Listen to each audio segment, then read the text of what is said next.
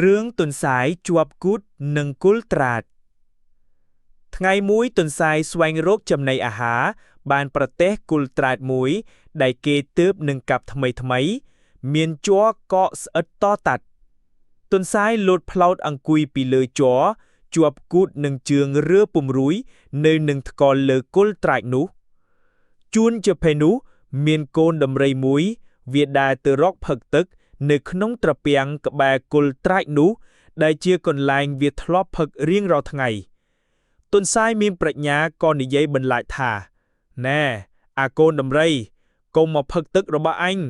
ទឹកនេះព្រះឥន្ទលោកឲ្យអញមកចាំយាមទេឯកូនដំរីខ្លាចមិនហ៊ានផឹក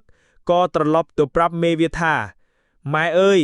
ខ្ញុំទៅផឹកទឹកត្រពាំងនោះស្រាប់តែឃើញសត្វអីមួយអង្គុយលើកូនឈើវាដេញខ្ញុំមិនឲ្យផឹកទឹកអូវាថាខ្លួនវាជាបំរើរបស់ព្រះឥន្ទខ្ញុំស្រេកទឹកណាស់ម៉ែមេដំរីឮកូនប្រាប់ដូច្នោះនឹកខឹងក៏នាំកូនត្រឡប់មកត្រពាំងទឹកវិញឃើញទុនសាយអង្គុយលើគល់ឈើក៏ស្រែកគំរាមឡើងថាយើអាសត្វទុនសាយច្រមុះចិត្តអាក្រក់មកពីណាអង្គុយច្រងក់លើគល់ឈើនេះឯងមានអំណាចអីមកហាម5មិនឲ្យកូនអញចុះផឹកទឹកនេះអញជន់អាឯងខ្ទេចក្បាលឥឡូវទុនសាយឆ្លើយឡើងថាយើមីស្បោងធំហងឯងហ៊ានមកស្ដីឲ្យអញទឹកត្រពាំងនេះព្រះឥន្ទលោកប្រៅអញឲ្យមកចាំយាមបានជាអញហ៊ានហាមដំរីខឹងទុនសាយជេរដូច្នោះ